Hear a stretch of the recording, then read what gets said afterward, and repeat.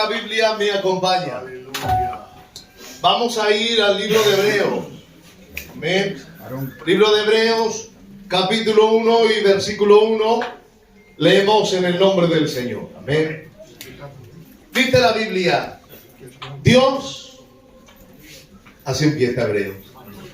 Aleluya. Dios, habiendo hablado muchas veces y de muchas maneras en otro tiempo a nuestros padres por los profetas, ahora en estos posteros días nos ha hablado por el Hijo, quien constituyó heredero de todo, por quien asimismo hizo el universo, el cual, siendo el resplandor de su gloria y la misma imagen de su sustancia, el que sustenta todas las cosas por la palabra de su poder, habiendo efectuado la purificación de nuestros pecados por medio de sí mismo, Él se sentó a la diestra de la majestad en las alturas, hecho tan superior a los ángeles, por cuanto heredó un mucho más excelente nombre. Amén. ¿Cuántos aplauden a la palabra del Señor? Amén.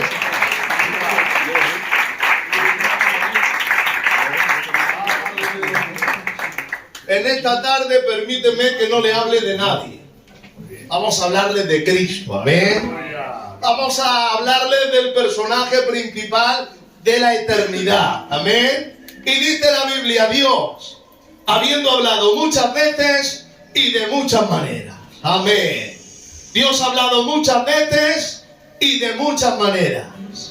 Dios habló por medio de Moisés. Moisés tenía la palabra de Dios. Dios habló por medio de Josué. Josué tenía toda la promesa de Dios. Amén. Dios habló también por Sansón. Sansón tenía la fuerza de Dios. Dios habló muchas veces por los salmistas. Los salmistas tenían la alabanza de Dios. Dios habló también por el profeta Isaías. Los profetas tenían la profecía de Dios. Y Dios también habló por medio de David. David tenía el corazón de Dios. Todo esto hasta que vino Cristo. Todo esto hasta que vino lo perfecto. Todo esto hasta que vino el Verbo encarnado. Amén. Por eso Dios, habiendo hablado muchas veces y de muchas maneras a nuestros padres por los profetas, ahora nos ha hablado por el Hijo. Todo esto hasta que vino Cristo. Cuando vino Cristo, Él no tenía la promesa de Dios.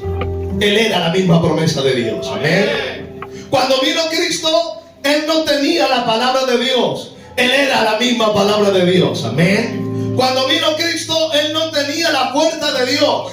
Él era la misma fuerza de Dios. Amén. Cuando vino Cristo, Él no tenía la alabanza de Dios. Él era la misma alabanza de Dios. Y lo más glorioso, cuando vino Cristo, Él no tenía el corazón de Dios. Él era el corazón de Dios. Amén. Ese corazón que se arrancó el Padre y tiró a la tierra para escribir con tinta de sangre estas palabras: de tal manera amó Dios al mundo, que ha dado a su Hijo unigénito, para que todo aquel que en él cree no se pierda, mas tenga vida eterna. ¿Cuántos aplauden al Señor? Amén. Toda la gloria de tu nombre. Aleluya. Y para hablar de la persona y la biografía de Cristo, teníamos que extendernos desde el Génesis hasta el Apocalipsis, pero solamente vamos a dar unas pequeñas pinceladas. Le decía el Pipo que no les iba a dar la tarde. Amén. Aleluya. Así que en la Biblia ha tenido que utilizar 4 evangelios para hablarnos de la biografía acerca de Cristo. Amén. Y Mateo nos presenta a Cristo como Rey, Marcos nos presenta a Cristo como siervo, Lucas nos presenta a Cristo como Dios. Pero cuando llegamos a Juan, Juan era aquel que se recostaba sobre el pecho del Maestro. Él no quería traer solamente una manera de revelar a Cristo. Amén. No. Él quería en cada capítulo revelar a Cristo de una manera diferente. Amén. Por eso en el capítulo 1 del libro de Juan nos presenta a Cristo de una manera, y cada uno de los 21 capítulos nos presenta a Cristo de una manera diferente. Amén. En el capítulo 1 nos presenta a Cristo como el Hijo de Dios. En el capítulo 2 como el Hijo del Hombre. El capítulo 3 es el Maestro Divino. El capítulo 4 es el ganador de almas. El capítulo 5 es el Maestro Divino. El capítulo 6 es el pan de vida. Capítulo 7 el agua de vida. Capítulo 8 Cristo es el defensor del débil. Capítulo 9 Jesús es la luz mundo. Capítulo 10, Jesús es el buen pastor. Capítulo 11, Jesús es la resurrección y la vida. Capítulo 12, Jesús es el rey. Capítulo 13, Jesús es el siervo. Capítulo 14, Jesús es el consuelo del alma. Capítulo 15, Jesús es la vida verdadera. Capítulo 16, Jesús es el dador del Espíritu. Capítulo 17, Jesús es el gran intercesor. Capítulo 18, Cristo, el modelo sufriente. Capítulo 19, el Salvador crucificado. Capítulo 20, el ganador de la vida y el vencedor de la muerte. Y capítulo 21 es el restaurador del arrepentido. No sé cuánta gente está aquí y no sé cómo ha venido en este lugar, pero Cristo es la solución a todos tus problemas en el nombre del Señor. ¿Cuántos aplauden para Él? ¡Aleluya!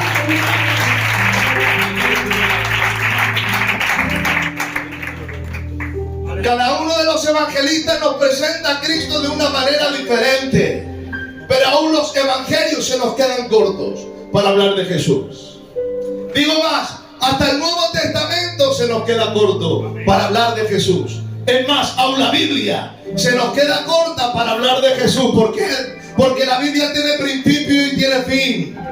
Pero Cristo no tiene principio y no tiene fin. Él es el principio y Él es el fin. Amén. Por eso, terminando el Evangelio de Juan, terminando el último capítulo y los últimos versículos, dice la Biblia, Juan 21, 25, hay muchas otras cosas que hizo Jesús, que si se escribieran una por una, amén, yo creo que ni en el mundo caberían todos los libros que se tenían que escribir de Él, amén, porque hablar de Cristo, las palabras se nos quedan cortas. Y las frases nos se quedan insensibles, los acordes se nos quedan sordos para hablar del Verbo encarnado. La Biblia dice que Él fue hecho más excelente que los ángeles, por cuanto tiene un mucho más excelente nombre que ellos. Y desde el Génesis hasta el libro de Apocalipsis no hay manera de poder engrandecer y la gloriosa persona de nuestro Señor Jesucristo. Pero hay un versículo en la Biblia que dice: a Dios nadie le vio jamás, pero el unigénito Hijo, el que estaba en el seno del Padre, Él nos lo ha dado a conocer. Así que cada palabra que decía Jesús, cada frase que hacía y cada sanidad que Él impartía, estaba revelando la gloria y la grandeza de Dios. Dice la Biblia, en el principio era el Verbo, y el Verbo era con Dios, y el Verbo era Dios. Y dice el 14, y aquel Verbo se hizo carne y vimos su gloria, gloria como el unigénito Hijo del Padre,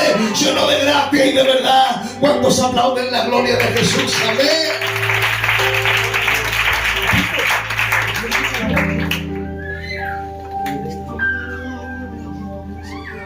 Y hoy quiero pasarme en un capítulo del Evangelio de Juan que muchas veces que lo hemos pasado por encima y no hemos entendido el pasaje.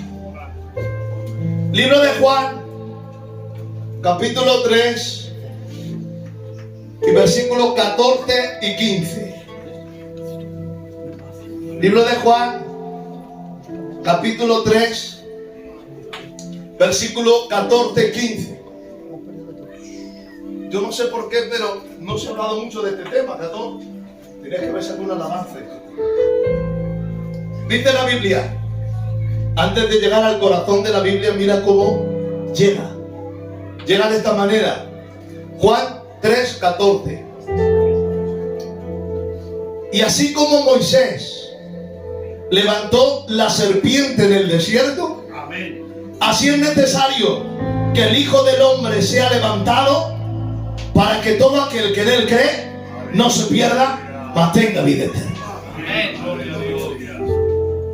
Es un capítulo glorioso, porque está hablando justamente cuando el pueblo de Israel salió de la cautividad de Egipto, que estuvo por un tiempo en el desierto. Ya saben que eran gente de dura cerviz, que era gente rebelde y gente que murmuraba en contra de Dios. Murmuraron porque Dios les mandaba el maná, murmuraron porque no tenían agua. Mientras que Moisés se hacía las tablas en el Sinaí, él se hacía un becerro de oro. Israel siempre rebelde, Israel siempre rebelándose contra Dios. Pero en cierta ocasión, Aleluya. A ver la rebeldía del pueblo. El Señor le envió áspides, le envió serpientes para que los mordieran en medio del desierto. Y mucha gente moría por la picadura de la serpiente, porque las serpientes del desierto eran muy venenosas. Pero Dios le dijo a Moisés: Moisés, levanta en un asta de madera una serpiente de bronce. Amén. Y todo aquel que sea mordido por la serpiente, al mirar por fe la serpiente de bronce, sería salvo de aquella mordedura, y aquella mordedura no sería mortal.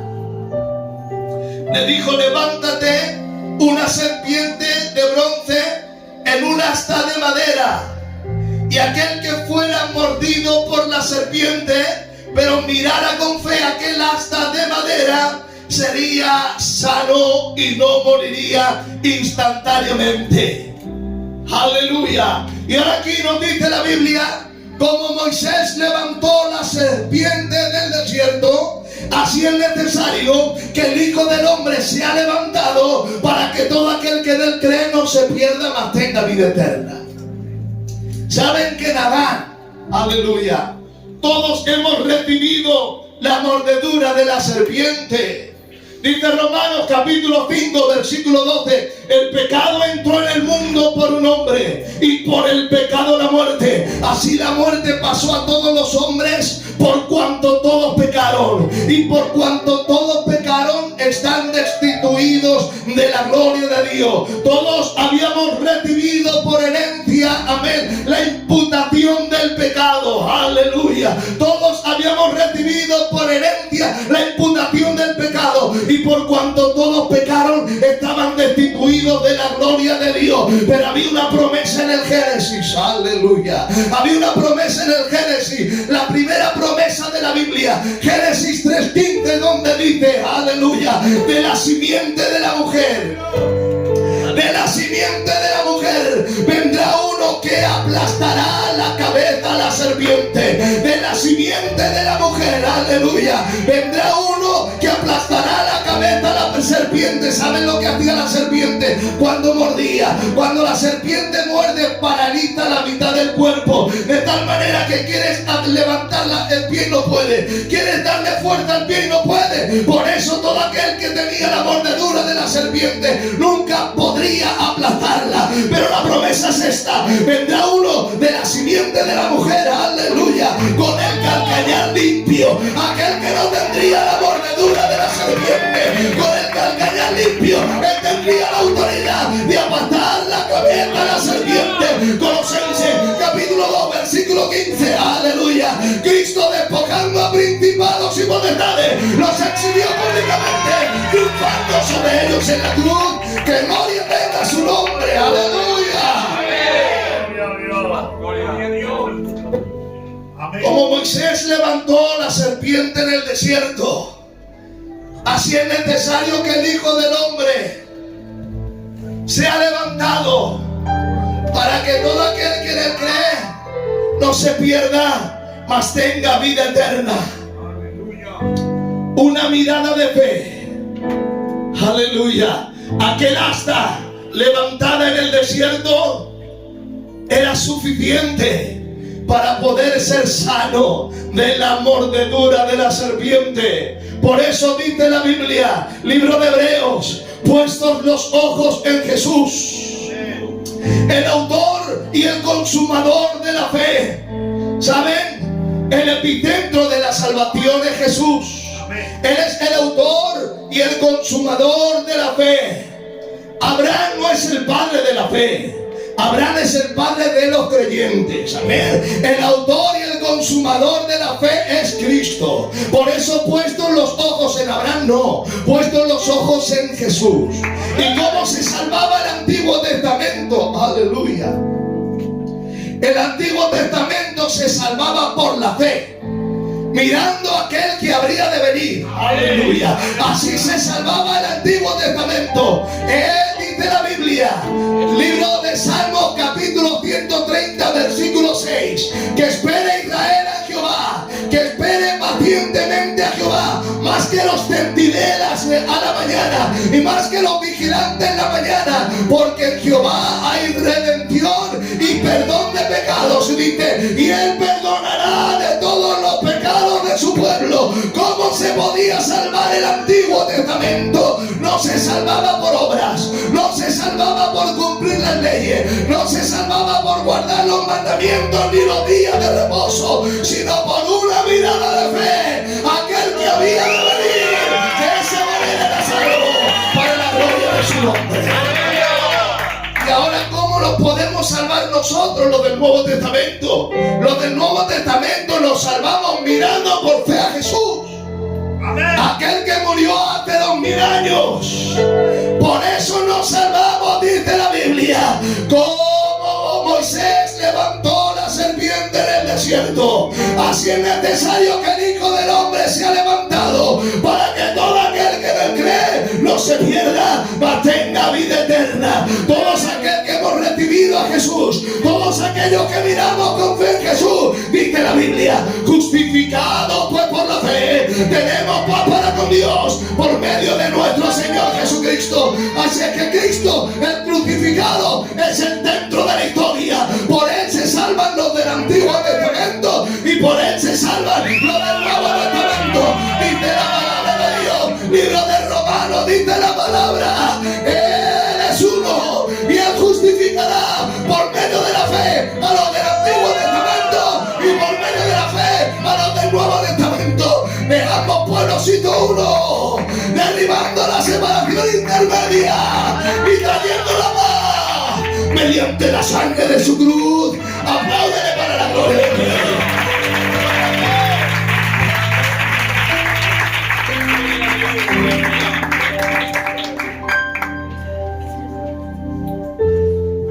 Y a partir de ese momento, la cruz, que era un símbolo de muerte, se convertiría en un símbolo de vida.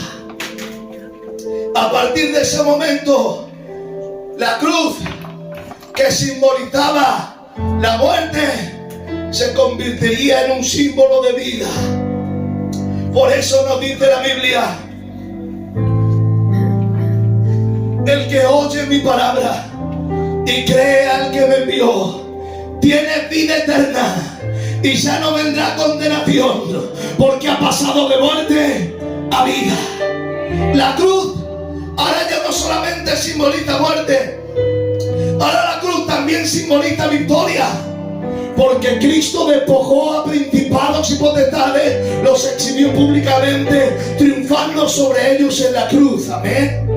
Ahora la cruz ya no simboliza muerte, ahora la cruz simboliza redención, porque dice Colosenses 1:20, Cristo nos reconcilió con el Padre, reconciliando todas las cosas, las que hay en el cielo y las que hay en la tierra, haciendo la paz mediante la sangre de su cruz. Amén. Ahora la cruz no es símbolo de muerte, ahora la cruz es símbolo de salvación y símbolo de perdón de pecado. La cruz, amén, que todo el mundo la odiaba, ahora todo el mundo la quiere abrazar. La cruz, que era detestable para la sociedad, ahora todo el mundo se la quiere colgar en su cuello. La cruz, que era un símbolo horrendo, ahora lo levantan los países en la bandera y lo ponen en lo más alto de los edificios, solamente porque Cristo estuvo 6 horas en la cruz y convirtió un símbolo de muerte en un símbolo de vida, un símbolo de victoria, un símbolo de redención, un símbolo de salvación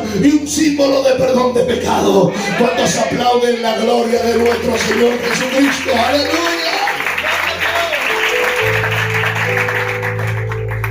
Y si Cristo 6 horas en la cruz, amén, pudo dignificar la cruz tanto, que la cruz ha sido un símbolo de victoria, de redención, un símbolo de salvación y un símbolo de pecados, por 6 horas que estuvo en la cruz. ¿Qué será en la iglesia? Aleluya. Que somos templo del Espíritu Santo. ¿Qué será en la iglesia? Que no está con nosotros 6 horas. Que dice la Biblia, yo estaré con vosotros todos los días hasta el fin del mundo. 6 horas en la cruz la ha dignificado hasta lo sumo que tendrá con la iglesia, aleluya, que está todos los días en nuestro corazón. Pero la Biblia nos dice: ¿o no sabéis que sois templo del Espíritu Santo y el Espíritu de Dios mora en vosotros? Y pregunto en esta tarde: ¿cuántos son templos del Espíritu Santo y el Espíritu de Dios mora en vosotros? Levanta tu mano y grita aleluya. Puedes gritar un fuerte gloria a Dios. Y con esto terminamos. Cristo dignificó la cruz 6 horas. Cristo ha dignificado a la iglesia. Pero ahora, ¿qué harás con esa dignidad que Dios te ha dado? ¿Qué harás con esta distinción que Dios te ha dado? Dios te ha dado santificación, justificación y redención.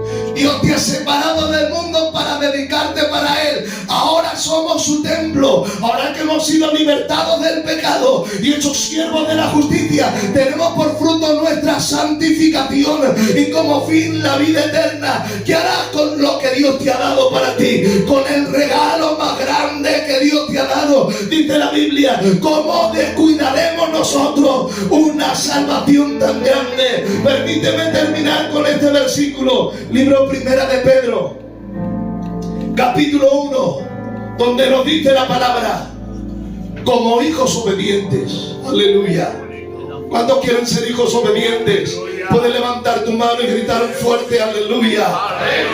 Sabiendo que Cristo nos ha dignificado y que somos su templo, Él nos dice: como hijos obedientes, no os conforméis con los pecados que antes teníais estando en vuestra carne, sino como aquel que os llamó es santo, sed también vosotros santos en toda vuestra manera de vivir. Porque escrito está: sed santos porque yo soy santo. Y ahora dice: y si invocáis como por Padre aquel que sin acepción de personas juzga todas las cosas, allí va.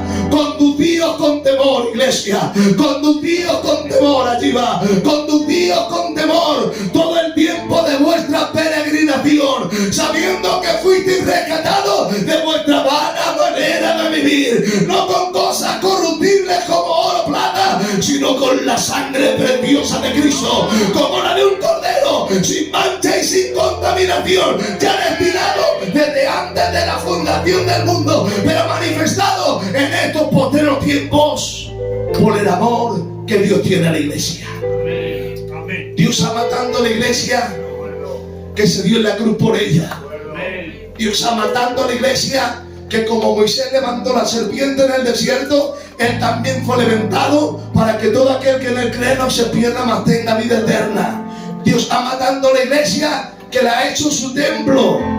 Dios ama tanto a la iglesia que quiere llevársela al cielo.